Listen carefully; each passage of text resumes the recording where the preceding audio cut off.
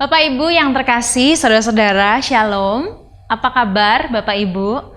Saya berharap ketika Bapak Ibu membuka channel YouTube di GKI Klasi Solo dan mengikuti renungan harian di hari ini, entah membukanya di pagi hari, siang hari, atau malam hari, Bapak Ibu dan Saudara membukanya dalam keadaan tenang, dalam keadaan rileks, semoga tidak dalam keadaan kemerungsung ya. Karena ketika kita siap untuk disapa oleh kebenaran firman Tuhan, kita mesti menyediakan diri untuk hadir sepenuh-penuhnya di hadapan Tuhan. Nah Bapak Ibu, sebelum kita akan bersama-sama mendengarkan firman Tuhan yang menguatkan dan menghangatkan hati kita masing-masing, saya ingin sekali mengajak Bapak Ibu bersama-sama memuji sebuah pujian yang pendek, tetapi pujian yang punya kata-kata yang sungguh powerful. Dan ini kiranya menjadi doa kita bersama. Kita akan pujikan PKJ 270, isilah mataku dengan citra salibmu.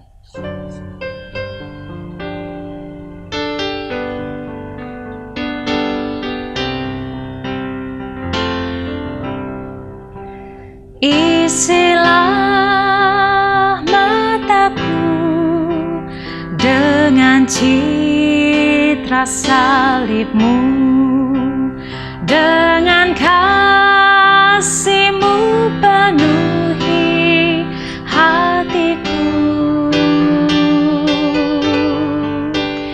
Isilah mulutku dengan syukur padamu, hidupku seluruhnya milik-Mu.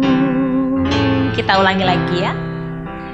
Isilah mataku dengan citra salib-Mu, dengan kasih-Mu penuhi hatiku.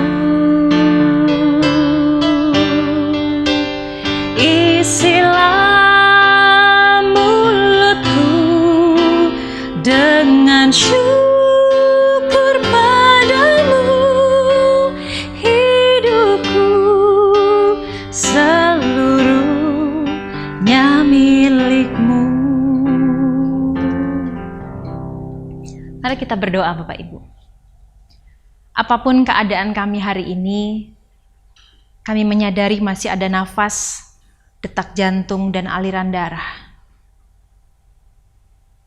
Dari sekian banyak fakta itu, kami menyadari bahwa masih ada kehidupan yang Tuhan anugerahkan. Dan oleh karena itu, ketika masih ada kehidupan yang dianugerahkan oleh Tuhan, maka kami akan selalu punya harapan untuk tetap menjalani kehidupan ini dengan penuh kekuatan dan keyakinan bahwa kami tidak pernah ditinggalkan seorang diri. Sapalah setiap kami pribadi lepas pribadi, siapapun kami yang sedang mendengarnya, dimanapun kami, apapun yang sedang kami alami, dalam kondisi apapun, sapalah kami secara pribadi ya Bapa. Temuilah kami dalam ruang-ruang pergumulan kami, dalam ruang-ruang kecemasan kami, dalam ruang-ruang ketidakmengertian kami akan kehidupan ini. Dan biarlah firman Tuhan menolong kami semua untuk terus memfokuskan mata, memfokuskan hati dan mulut kami untuk memuji dan bersyukur dalam keadaan apapun. Demi Kristus Yesus. Amin. Bapak Ibu, Saudara sekalian, saya mau membacakan sebuah kisah yang saya ambil dari sebuah buku yang berjudul Rediscovering Life, Jalan Sederhana Menuju Kebahagiaan Hidup, yang ditulis oleh seorang penulis favorit saya semenjak saya kuliah.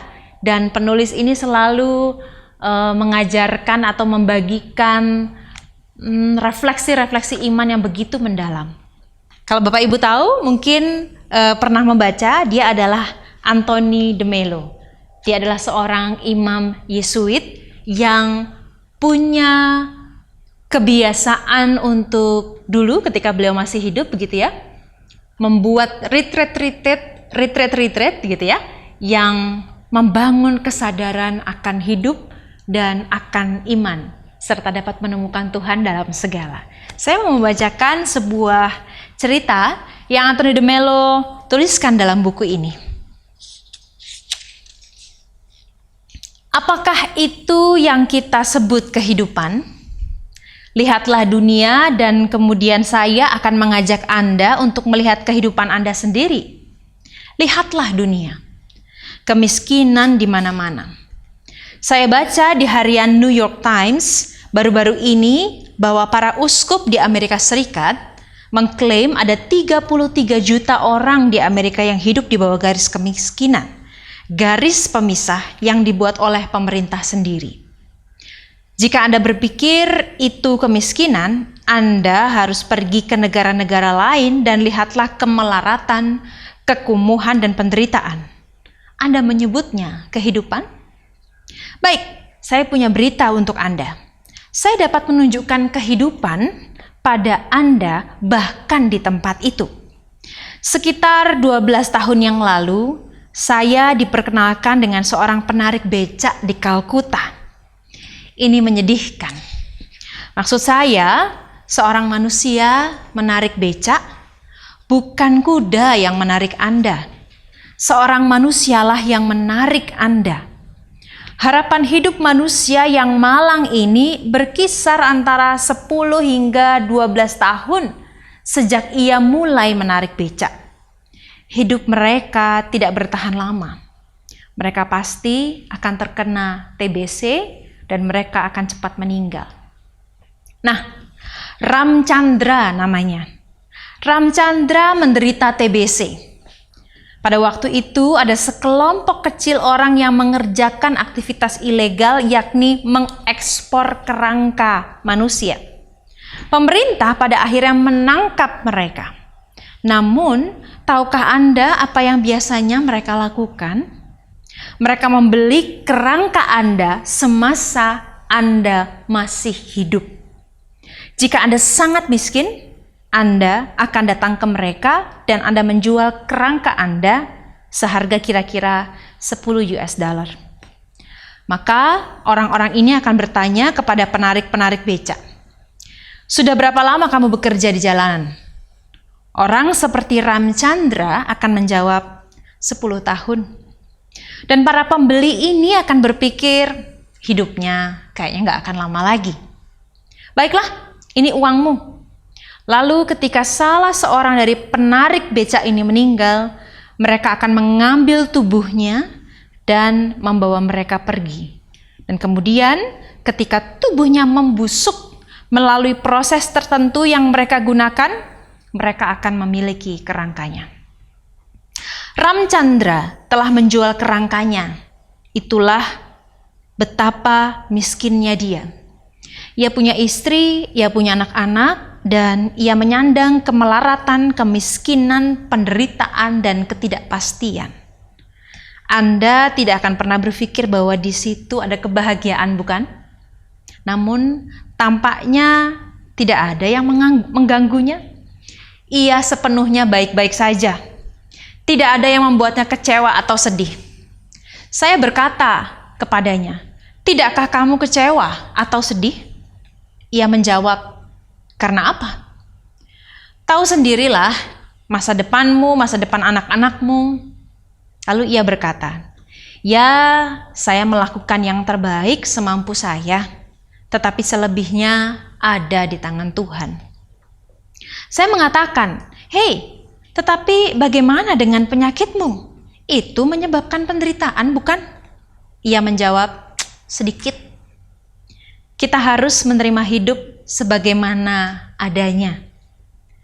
Saya tidak pernah melihat sikap hatinya buruk. Namun sewaktu saya bicara dengan orang ini, tiba-tiba saya sadar bahwa saya berhadapan dengan seorang mistikus. Saya tiba-tiba sadar bahwa saya berhadapan dengan hidup. Dia ada di sana. Ia hidup dan saya mati. Bapak Ibu yang terkasih, Ketika saya membaca sebuah cerita yang dituliskan oleh Anthony de Mello, cerita yang menjadi pengalamannya tentang bagaimana ia kembali menghayati dan memahami apa arti hidup, saya teringat tentang sebuah Injil yang akan saya bacakan dari Lukas 12 ayat 22 sampai dengan ayat 27. Yesus berkata kepada murid-muridnya, "Karena itu aku berkata kepadamu, janganlah khawatir akan hidupmu, akan apa yang hendak kamu makan, dan janganlah khawatir pula akan tubuhmu, akan apa yang hendak kamu pakai. Sebab hidup itu lebih penting daripada makanan, dan tubuh itu lebih penting daripada pakaian. Perhatikanlah burung-burung gagak yang tidak menabur dan tidak menuai, dan tidak mempunyai gudang atau lumbung, namun demikian diberi makan oleh Allah. Betapa jauhnya kamu melebihi burung-burung itu. Siapakah di antara kamu yang karena kekhawatirannya dapat menambahkan sehasta pada jalan hidupnya? Jadi, jikalau kamu tidak sanggup membuat barang yang paling kecil, mengapa kamu khawatir akan hal-hal itu? Perhatikanlah bunga bakung yang tidak memintal dan tidak menenun. Namun aku berkata kepadamu, Salomo dalam segala kemegahannya pun tidak berpakaian seindah salah satu dari bunga itu." Satu lagi ya. "Jadi, jika rumput di ladang yang hari ini ada dan besok dibuang, yang hari ini ada dan besok dibuang ke dalam api, sedemikian didandani Allah, terlebih lagi kamu, hai orang yang kurang percaya." Bapak Ibu sekalian, dalam ayat ini setidaknya kita melihat bahwa Yesus sedang menerangkan kepada orang banyak dan para muridnya tentang apa itu arti kehidupan. Bagi Yesus, kehidupan jauh lebih penting dari apa yang menempel pada kehidupan, dari apa yang dibutuhkan manusia, yang menurut mereka dibutuhkan agar manusia itu hidup. Yesus kembali menegaskan kepada kita semua hari ini bahwa entah itu pakaian, entah itu makanan, bukannya kita tidak boleh khawatir dan bukannya kita tidak boleh merasakan ada sebuah ketakutan akan masa depan, bukan. Tapi jangan sampai ketakutan dan kekhawatiran kita itu menghapus apa yang paling penting yang sesungguhnya sudah disediakan Allah, yaitu kehidupan itu sendiri. Berkaca dari Injil dan melalui kisah Ramchandra, ketika penderitaan harus ia jalani, Ramchandra mengatakan, "Saya harus menerima bahwa kehidupan itu seperti ini. Saya melakukan yang terbaik semampu saya, tapi selebihnya ada di tangan Tuhan." Bapak, Ibu, dan saudara sekalian, ketika saya masih bisa bertemu dengan Bapak Ibu di hari di mana YouTube ini akan tayang, ketika Bapak Ibu dan saudara masih bisa melihat saya meskipun melalui media, itu tanda bahwa masih ada kehidupan. Dengan semua pergulatan yang mungkin hari demi hari kita hadapi, saya nggak tahu, mungkin ada yang di PHK, mungkin ada yang sudah dirumahkan dengan ketidakpastian pada penerimaan gaji. Saya tidak tahu pergumulan-pergumulan apa yang sedang Bapak, Ibu, dan saudara rasakan. Tapi ketika Bapak, Ibu, dan saudara sedang melihat tayangan ini bukan sebuah kebetulan.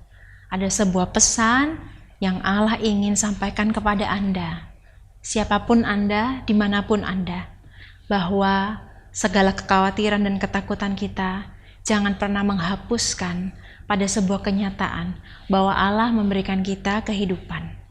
Pandanglah burung, pandanglah rumput, pandanglah bunga yang tidak melakukan apapun untuk membuatnya bertahan hidup, tapi Allah memeliharanya. Tidak mungkin orang yang berharap kepada Tuhan tidak dipeliharanya. Mungkin hari ini Anda bingung Anda mau makan apa, atau ada yang bertanya, apakah aku masih bisa makan, Tuhan? Percayalah, Tuhan sedang menggerakkan banyak sekali hati dan tangan yang mungkin akan mengetuk pintu rumah Anda, mengantarkan teh manis, nasi putih, tempe, ataupun hal-hal yang Anda butuhkan. Dan semuanya itu datang dari Allah yang memberi kita kehidupan. Selamat menjalani kehidupan hari ini atau mengakhiri hari ini. Kiranya kita betul-betul merasakan sebuah kehidupan yang Allah pelihara. Isilah mataku dengan citra salib-Mu.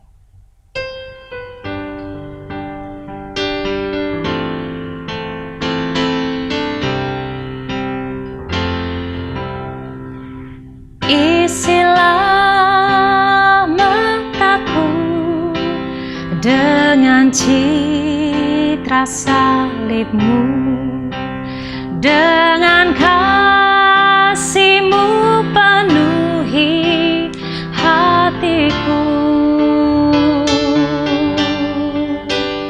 Isilah mulutku dengan syukur padamu, hidupku seluruhnya milik-Mu. Tuhan Yesus memberkati.